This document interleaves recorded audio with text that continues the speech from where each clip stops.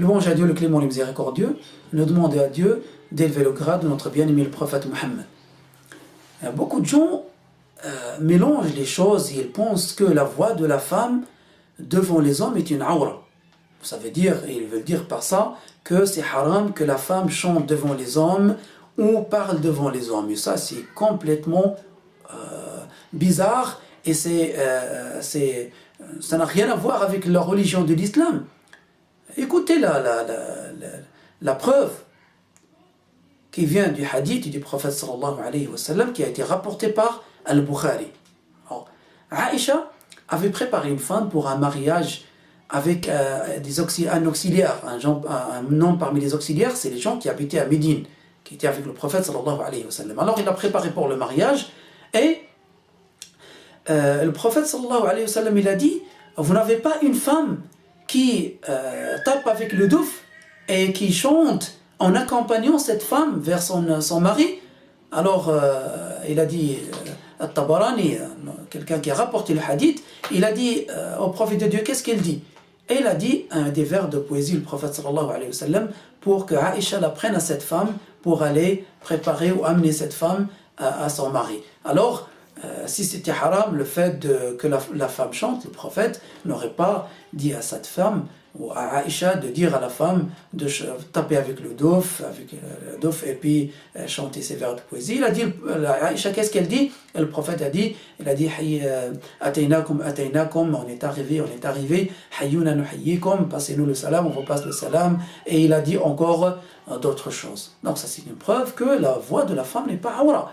Et encore une autre preuve, une fois Aïcha avait deux filles chez elle à la maison qui étaient en train de chanter. Et le prophète est entré et il n'a rien dit. Il n'a pas dit que c'est haram, arrêtez de faire ça. Il a été vers son lit et il s'est couché sur son lit. Après, Abu Bakr, le premier calife, est entré, parce que Aïcha c'est sa fille, alors il a dit oh, qu'est-ce que vous faites?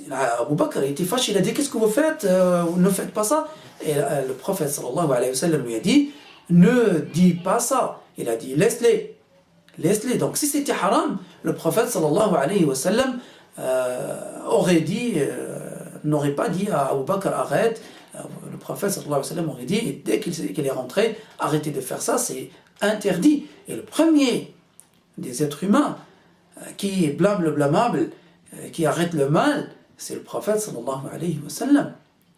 Et Al-Hafiz ibn Hajar, il a dit ça, c'est une preuve que les femmes ont le droit de chanter devant les hommes, tant qu'ils ne disent pas des choses haram.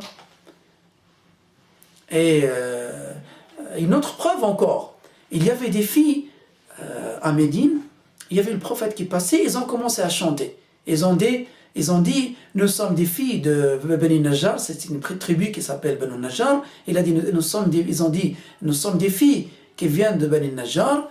Oh, quel honneur d'avoir le prophète Mohammed comme jar, ça veut dire comme voisin. Alors le prophète sallallahu alayhi wa sallam était content de cela, il a dit, certes Dieu sait que je vous aime. Donc le prophète aurait blâmé cela. Et le Hafiz al-Busiri, qui est un grand savant, qui a pris le hadith par cœur, il a dit, c'est un hadith qui est sahih, qui est juste, et les hommes qui ont rapporté le hadith, ce sont des gens de confiance. Ça, c'est une preuve encore qu'on peut taper avec le douf devant les hommes et chanter devant les hommes.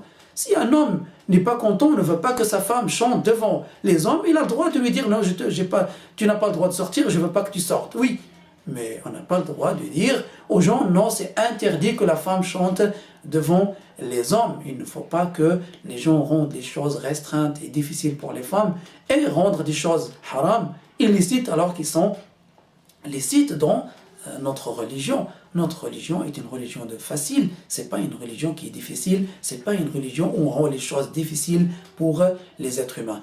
Et cet homme qui dit que c'est haram, ou cette femme qui dit que c'est haram, lui, quand il va dans un bureau, il y a une femme. Et une femme lui répond, qu'est-ce que vous voulez, monsieur? Qu'est-ce qu'elle va dire? Ah, je ne vous parle pas, madame, c'est haram de parler à une femme ou bien? Non, il ne faut pas mélanger dans la religion. Wallahu tabaraka wa ta'ala, a'lamu wa ahkam.